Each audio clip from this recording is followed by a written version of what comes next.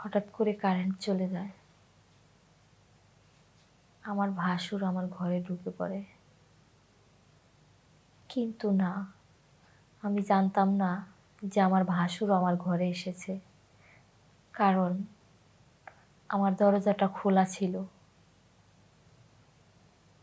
কারণ আমার স্বামী বাহিরে, এই কারণে আর কারেন্ট ছিল না বলে আমার ঘরের দরজাটা চাপিয়ে দিয়ে আমার চোখটা খুব লেগে আসছিল, তাই আমি ঘুম ছিলাম। ঘুমে থাকার পর আমার ভাসুর আমার ঘরে আসে। তো আমি ভাবি আমার স্বামী আমার ঘরে আসছে। আসার পর আমার ভাসুর আমার স্বামী আমাকে যেভাবে ভালোবাসতো ঠিক একইভাবে আমাকে ভালোবাসা দেয়। সবাই কেমন আছেন? আশা করি আপনারা সবাই ভালো আছেন। আমিও ভালো আছি, কিন্তু আপনাদের মাঝে আমি আসছি আমার জীবনের একটা গল্প বলার জন্য। আশা করি সবাই পাশে থাকবেন এবং কি গল্পটা শেষ করা পর্যন্ত সাথেই থাকবেন। গল্পটা তাহলে শুরু করি। কারেন্ট ছিল না, জামাই মনে করে ভাসুরের সাথে সব কিছুই হয়ে যাওয়ার পর বুঝতে পারি সে আমার ভাসুর হয়, কিন্তু তখন আর কিছুই করার ছিল না।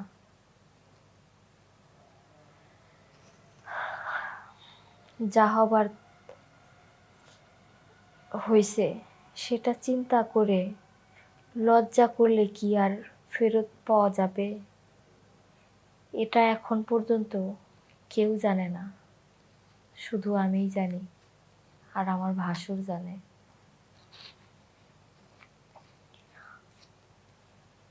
আমার বিয়ের আগে থেকেই আমার ভাসুর আমার পিছে ঘুরে বেড়াতো। তো তখন তাকে আমার পাত্তা দেওয়া হয় নাই,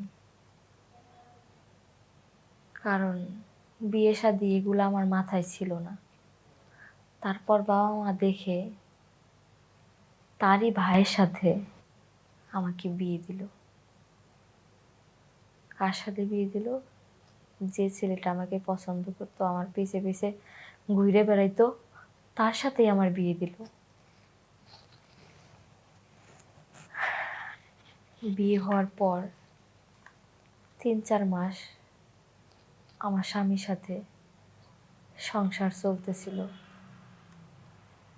মাঝে মাঝে ভাসুর আর নজরে আমার দিকে তাকাইতো, কিন্তু আমি সব উড়িয়ে দিতাম, কারণ আগে যা হয়েছিল, তার কারণ আমি তো কোনোদিন ওনার ডাকে সাড়া দিইনি। আর এখন তো উনি আমার ভাসুর হয়, এখন আর উনি আমাকে কি বলবে কি করবে এটা চিন্তা করে কখনো আমি এটা মাথায় আনিনি। তারপর হঠাৎ একদিন রাতের বেলায় কারেন্ট ছিল না, আমার স্বামীও ঘরে ছিল না। বোঝেনি তো, গ্রামের বাড়িতে ছেলেরা বাহিরে বন্ধু বান্ধবের সাথে আড্ডা দেয়, গল্প করে রাত 10টা-12টায় বাড়িতে ফিরে। তাই আমার স্বামীও সেদিন বাহিরেই ছিল। হঠাৎ করে কারেন্ট চলে যায়। আমার ভাসুর আমার ঘরে ঢুকে পড়ে, কিন্তু না, আমি জানতাম না যে আমার ভাসুর আমার ঘরে এসেছে, কারণ আমার দরজাটা খোলা ছিল। কারণ আমার স্বামী বাহিরে, এই কারণে আর কারেন্ট ছিল না বলে আমার ঘরের দরজাটা চাপিয়ে দিয়ে আমার চোখটা খুব লেগে আসছিল, তাই আমি ঘুম ছিলাম।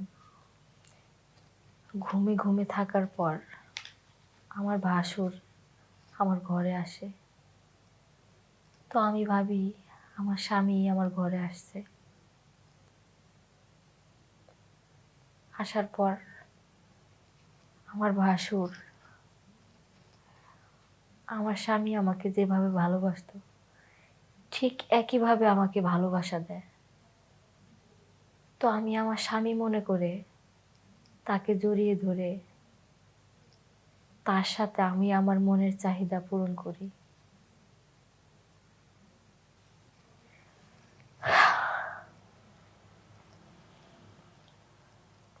তার সাথে আমার মনের চাহিদা পূরণ করার পর কারেন্ট চলে আসে। আর তখনই আমি বুঝতে পারি আমার ভাসুর। আমি লজ্জায় আমার মাথা কাটা যাচ্ছিল।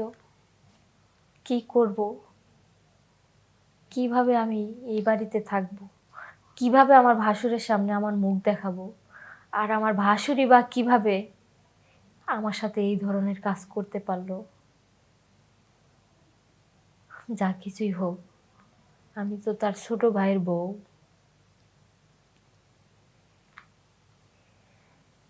সে এরকম কাজ করলো আমার সাথে।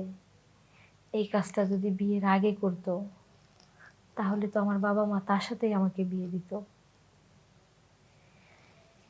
এখন আমি না পারতেছি কাউকে বলতে, না পারতেছি কারো সামনে মুখ দেখাইতে, না পারতেছি নিজে সহ্য করতে।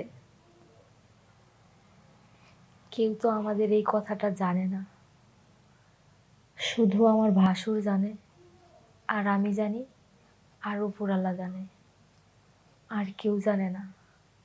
আর কারো কাছে তো আমি বলতেও পারছি না,